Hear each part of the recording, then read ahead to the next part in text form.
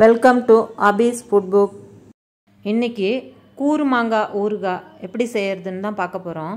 4 kilo நல்ல புளிப்பான கிளிமூக்கு மாங்காய் எடுத்திருக்கேன். இது மாதிரி உருண்டையான நல்ல புளிப்பான படுமாங்காயில் செஞ்சாலும் இந்த ஊறுகாய் டேஸ்ட் ரொம்ப நல்லாயிருக்கும். மாங்காய்களை நல்லா கழுவிட்டு ஈரம் இல்லாமல் சுத்தமாக தொடச்சி எடுத்து காம்பு பகுதியை நறுக்கி எடுத்துட்டு காம்பு பாகத்துலேருந்து உயரத்தில் 3/4 அரிஞ்சிட்டு அடிபாகம் சேர்ந்து இருக்கிற மாதிரி நறுக்கின பகுதிகளுக்கு இடையே ஊறுகாய் பொடியை சேர்த்து தான் இந்த ஊறுகாய் செய்வாங்க. இது மாதிரி அரிஞ்சு ஊறுகாய் செய்யும்போது இடத்தையும் அடைக்கும், எண்ணெயும் அதிகமாக செலவாகும். அதனால் நான் 1/2 இன்ச் பீஸாக நறுக்கி எடுத்துக்கிட்டேன். கொத்தமல்லி விதை 2.5 டேபிள் ஸ்பூன், கடுகு 1.5 டேபிள் ஸ்பூன், வெந்தயம் 1/2 டேபிள் ஸ்பூன்.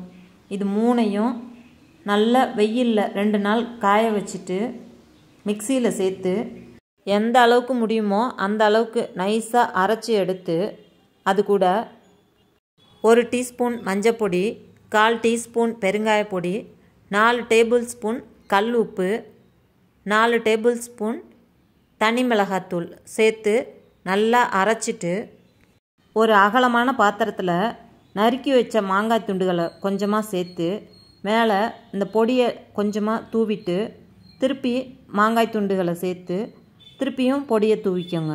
இதே மாதிரி செஞ்சுட்டு கடைசியில் மிச்சம் இருக்கிற பொடி எல்லாத்தையுமே அது மேலே தூவி அப்பப்போ கலந்து விட்டு ஒரு நாள் ஃபுல்லாக ஊற விட்டுக்கோங்க. ஒரு நாள் ஊறினதுக்கப்புறம் இந்த அளவுக்கு தண்ணி விட்டு வந்திருக்கோம்.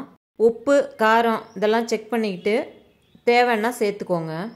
ஒரு பேனில் 4 டேபிள் ஸ்பூன் நல்லெண்ணெய் சேர்த்து லேசாக சூடானதும் அடுப்பை நிறுத்திட்டு சூடு சுத்தமாக ஆறுனதுக்கப்புறம் எடுத்து ஊறுகாயோடு சேர்த்து நல்லா கலந்துட்டு அப்பப்போ கலந்து விட்டு திரும்பவும் ஒரு நாள் ஊற விட்டு பார்த்திங்கன்னா இது மாதிரி ஓரத்தில் எண்ணெய் கசிஞ்சு வந்திருக்கும்.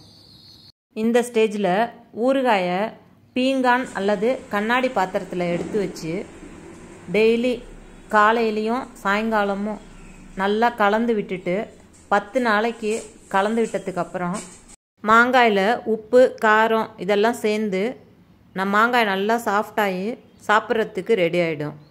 இந்த ஸ்டேஜில் இது மாதிரி கழுவி வெயிலில் காய வச்சு ஈரம் கொஞ்சம் கூட இல்லாத கண்ணாடி பாட்டில்லையோ அல்லது பீங்கான் ஜாடியிலையோ எடுத்து வச்சு ஊறுகாய்க்கு மேலே பாட்டிலோட இந்த மாதிரி சைடில் எல்லாம் ஒட்டியிருக்கிறதெல்லாம் ஒரு டிஷ்யூ இல்லைன்னா துணி வச்சு தொடச்சிட்டு ஊறுகாய் மேலே தெரியாத மாதிரி எண்ணெய் மிதங்குற அளவு இருக்கிற மாதிரி பார்த்துக்கோங்க.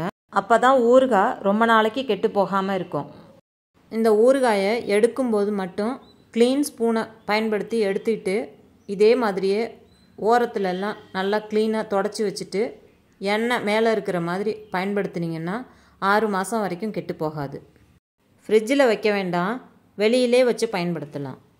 இந்த வீடியோ உங்களுக்கு பிடிச்சிருந்துன்னா லைக் பண்ணுங்கள், ஷேர் பண்ணுங்கள், கமெண்ட் பண்ணுங்கள், சப்ஸ்கிரைப் பண்ணுங்கள். தேங்க்யூ.